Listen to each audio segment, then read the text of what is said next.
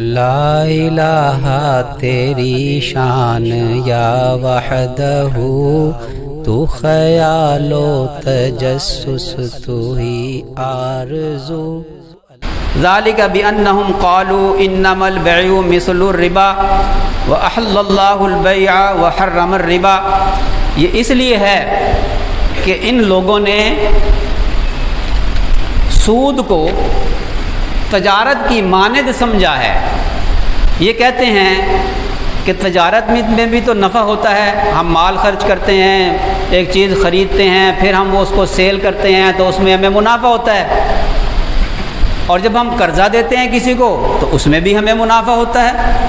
وہ یہ کہتے ہیں، اللہ فرماتے ہیں کہ یہ اس لیے ہے جو قیامت کے دن ان کے ساتھ یہ حال ہوگا کہ انہوں نے سود کو تجارت کی مانند سمجھا ہے، حالانکہ ایسا نہیں ہے۔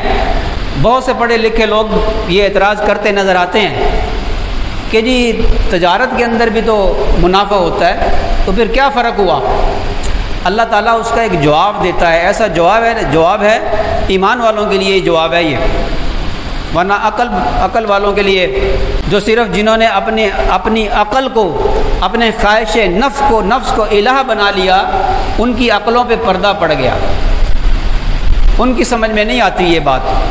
اللہ فرماتے ہیں وَأَحَلَّ اللَّهُ بَيْعَ وَحَرَّمَ الرِّبَا، بس بات ختم ہو گئی۔ اللہ فرماتے ہیں کہ یہ اللہ ہے جس نے تجارت کو حلال کیا ہے اور سود کو حرام کیا ہے۔ بس جب اللہ نے حکم دے دیا تو حلال اور حرام اللہ کے حکم سے ہوتا ہے، ہماری سمجھ میں آئی یا نہ آئی؟ سوال کرنے والے سوال کر سکتے ہیں جی یہ کتا حرام کیوں ہے؟ بکری حلال ہے، کتا حرام ہے؟ بھئی اللہ کا حکم ہے، اگر اللہ تعالیٰ شانہ کتے کو حلال کر دیتے تو کتا بھی حلال ہوتا۔ تو پہلا جواب اور مضبوط جواب یہ ہے کہ اللہ نے تجارت کو حلال کیا ہے اور سود کو حرام کیا، اور ہم اللہ کے حکم کے غلام ہیں، ہم اس کے بندے ہیں، اور بندے کا کام حکم کو بجا لانا ہے۔ ایمان والوں کے لیے تو یہ جواب ہے اس کا۔ باقی اس میں تفصیلات ہیں، عقلی دلائل بھی ہیں کہ سود کے ذریعے سے معیشت کس طرح تباہ ہوتی ہے، عقلی دلائل بھی ہیں، اور ان دلائل کو آج یورپ اور امریکہ بھی سمجھ رہا ہے، اور وہ اپنے بینکوں کو بلا سود بینکاری کی طرف لا رہا ہے تیزی کے ساتھ۔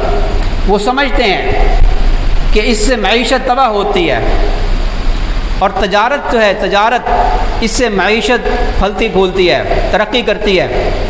اللہ نے یہاں پہ اگلی آیات میں، شاید میں وہاں تک نہ پہنچ سکوں لیکن میں عرض کیے دیتا ہوں، اللہ تعالیٰ نے سود والوں کے خلاف ان آیات میں، اگلی آیات کے اندر سود والوں کے خلاف اعلان جنگ کیا ہے۔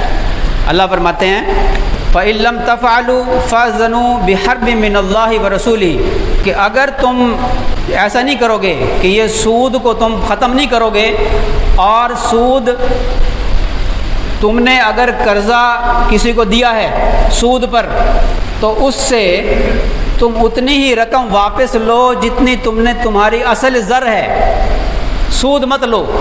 جو ہو گیا وہ ہو گیا، وہ اللہ کا معاملہ، اللہ کے ساتھ معاملہ ہے، تم توبہ کر لو گے اللہ معاف فرما دے گا، لیکن جب تم اس سے رقم واپس لو گے تو اپنی اصل زر واپس لو، سود مت لو۔ اگر تم یہ نہیں کرو گے، اللہ فرماتے ہیں اگر تم فَإِن لَّمْ تَفْعَلُوا، اگر تم یہ نہیں کرو گے، فَأْذَنُوا بِحَرْبٍ مِّنَ اللَّهِ وَرَسُولِهِ، تو اعلان ہے جنگ کا، من اللہ، اللہ کی طرف سے، ورسولہ، اس کے رسول کی طرف سے۔ تو سود لینے والا، دینے والے کے خلاف اللہ تبارک و تعالی شانہ نے اعلان جنگ کیا ہے۔ دو موقع ایسے ہیں کہ جن میں اللہ تعالی شانہ نے اعلان جنگ فرمایا ہے۔ ایک قرآن پاک میں سود کے بارے میں ہے، دوسرا حدیث پاک میں، کہ جو اللہ کے ولی کے ساتھ دشمنی رکھے، کینہ رکھے، بغض رکھے، عداوت رکھے، اللہ تعالیٰ شانو فرماتے ہیں میرا اس کے خلاف اعلان جنگ ہے۔ حضرت مولانا ابو بکر غزنوی صاحب رحمۃ اللہ علیہ بزرگ تھے، اہل حدیثوں کے بڑے عالم تھے اور بڑے ماشاءاللہ اللہ والے تھے۔ ان کے دور میں کسی شخص نے امام ابو حنیفہ رحمۃ اللہ علیہ کو برا بلا کہا. یہ فرمانے لگے، حضرت غزنوی رحمۃ اللہ علیہ فرمانے لگے کہ یہ شخص کافر ہو کر مرے گا، اور پھر ویسا ہی ہوا. ان سے بعد میں کسی نے پوچھا کہ حضرت آپ نے کیسے پیشن گوئی کی تھی؟ فرمایا کہ حدیث میں آتا ہے کہ جو اللہ والے کے ساتھ بغض اور عداوت رکھے، اللہ تعالیٰ کا اس کے خلاف اعلان جنگ ہے. اور جب اعلان جنگ کسی کے خلاف کیا جاتا ہے نا، تو سب سے پہلے دشمن کا ہتھیار چھینا جاتا ہے، سب سے پہلے دشمن کا ہتھیار کو حذف کرنے کی کوشش کی جاتی ہے، سب سے پہلا حملہ یہ ہوتا ہے. تو میں نے اس بنیاد پر یہ پیشن گوئی کی تھی کہ اس بندے نے اللہ کے ایک بڑے ولی کے خلاف بغض کا مظاہرہ کیا ہے، عداوت کا مظاہرہ کیا ہے، اللہ تعالیٰ شانو اس سے اس کا ایمان چھین لے گا. تو اللہ تعالیٰ فرماتے ہیں کہ اگر تم یہ نہیں کرو گے، سودی معاملہ ختم نہیں کرو گے، تو میرا اور میرے رسول صلی اللہ علیہ وسلم کا تمہارے خلاف اعلان جنگ ہے. ایک روایت میں ہے کہ سود لینے والا، سود دینے والا اور ان کے درمیان گواہ بننے والے، وہ دو گواہ ہوتے ہیں، گواہ بننے والے اور اس کی لکھت پڑھت کرنے والوں پر اللہ تعالیٰ کی لعنت. اور لعنت کا کیا مطلب ہے؟ اللہ کی رحمت سے دور، اس پر اللہ کی رحمت نہیں ہوگی. ہم نے دیکھا ہے کہ سود پر لے کر، سودی قرضہ لے کر جنہوں نے تجارت کی ہے، ہم نے لوگوں کے گھروں کو بکتے دیکھا ہے. اللہ تعالیٰ فرماتے ہیں فَمَنْ جَاءَهُ مَوْعِظَةٌ مِّن رَّبِّهِ فَانْتَهَىٰ فَلَهُ مَا سَلَفَ. تم تک یہ جب حکم آ گیا تو پھر رک جاؤ، منع ہو جاؤ، سودی لین دین بند کر دو. وَأَمْرُهُ إِلَى اللَّهِ، اور جو پیچھے رہ گیا بس وہ اللہ پر چھوڑ دو، تم اس کو معاف کر دو. وَمَنْ عَادَ فَأُولَٰئِكَ أَصْحَابُ النَّارِ، اور پھر جو اعادہ کرے گا، جب حکم دے دیا ہم نے، جو اعادہ کرے گا اس کے باوجود کہ ہم نے منع کر دیا، پھر بھی سودی لین دین، سودی تجارت کرے گا، تو اللہ تعالیٰ فرماتے ہیں کہ فَأُولَٰئِكَ أَصْحَابُ النَّارِ، یہ جہنم والوں میں سے ہوں گے. ہم فیہا خالدون، وہ اس میں ہمیشہ رہیں گے.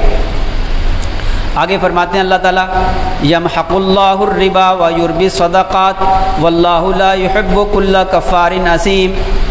اللہ فرماتے ہیں کہ سود کو اللہ گھٹاتا ہے اور صدقات کو اللہ بڑھاتا ہے. ہماری نظر کچھ اور دیکھتی ہے، ہم دیکھتے ہیں کہ سود میں تو مال بڑھ رہا ہے، جب کسی کو قرضے پہ سود ہم نے دیا اور جب واپس لیا تو مال بڑھ کر آ رہا ہے، ہم دیکھتے یہ ہیں. اللہ فرماتے ہیں کہ نہیں، گھٹتا ہے. ہماری آنکھیں دھوکہ کھا سکتی ہیں، ہمارا دماغ جو ہے وہ صحیح سمجھ نہیں سکتا، لیکن اللہ کا فرمان حق اور سچ ہے. اللہ نے جو فرمایا وہ حق ہے اور سچ ہے. وَيُرْبِي الصَّدَقَاتِ، اللہ تعالیٰ صدقات کو بڑھاتا ہے. حالانکہ ہم دیکھ رہے ہیں کہ ہم خرچ کر رہے ہیں، ہمارے پاس سے مال جا رہا ہے، اللہ فرماتے ہیں کہ ہم بڑھاتے ہیں. اللہ اکبر. اللہ کا فرمانا سچ ہے اور حق ہے. اور ہم دیکھتے ہیں کہ جو سخی ہوتا ہے نا، اللہ تعالیٰ شانو اس کو اور دیتا ہے، اور دیتا ہے، اور دیتا ہے، اور اسے خود سمجھ نہیں آ رہی ہوتی کہاں سے آ رہا ہے. سخی کو اللہ بہت دیتا ہے. واللہ لا یحب کل کفار اثیم. اور اللہ تعالیٰ شانہ انکار کرنے والوں کو، گناہ گاروں کو پسند نہیں فرماتا. یہ گناہ ہے کسی کی مجبوری سے فائدہ اٹھانا. وہ غریب مسکین ہے، وہ قرضہ لے رہا ہے تم سے. آٹو لوگ فیکٹریاں بنانے کے لیے قرضے لیتے ہیں. یہ غریب مسکین کی بات ہو رہی. پہلے تو یہ ہوتا تھا کہ ضرورت مند قرضہ لیتا تھا اور اس کے ساتھ زیادتی کرتا ہے، حکم کی خلاف ورزی کرتا ہے، یہ گناہ کرتا ہے. اللہ اس کو پسند نہیں فرماتے. ان الذين آمنوا وعملوا الصالحات واقاموا الصلاة وآتوا الزكاة لهم اجرهم عند ربهم ولا خوف عليهم ولا هم يحزنون. اور جو ایمان لائے اور اعمال صالح کیے اور نماز قائم کی اور زکوٰۃ دی، لهم اجرهم عند ربهم، اللہ کے ہاں ان کا اجر ہے. ولا خوف علیہم ولا هم یحزنون، ان پر کوئی خوف نہیں ہوگا اور نہ ہی وہ غمگین ہوں گے۔ یا ایھا الذین آمنوا اتقوا اللہ، اے ایمان والو تم تقوی اختیار کرو، اللہ سے ڈرو۔ وذروا ما بقی من الربا، اور چھوڑ دو اس چیز کو جو تم نے ربا میں، سود میں تم نے طے کیا تھا، ان کے ساتھ اس کو چھوڑ دو۔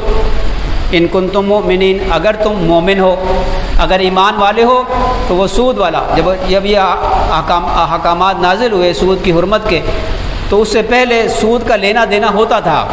تو اللہ تعالیٰ شانہ نے صحابہ کرام کو یہ فرمایا کہ جو تم میں سے کسی نے سود پر قرضہ دے دیا تھا، تو اب جو سود تم نے طے کیا ہوا ہے بس اب اس کو چھوڑ دو، اب وہ نہ لو تم، اگر تم ایمان والے ہو تو اب اگر کسی نے غلطی کر لی ہے اور سود پر کسی کو قرضہ دے دیا ہے تو اس کو چاہیے کہ وہ سود کو چھوڑ دے اور اصل زر وہی اس سے واپس لے۔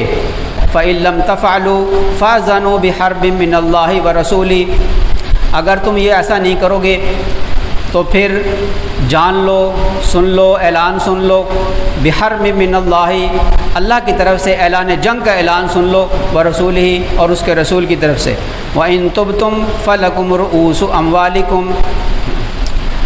اگر تم توبہ کر لو اور بس راس المال ہی تم صرف وصول کرو، لا تظلمون ولا تظلمون، نہ ظلم کیا جائے گا، نہ ظالم بنو، اور نہ تم پر ظلم کیا جائے گا، تم ظالم نہ بنو۔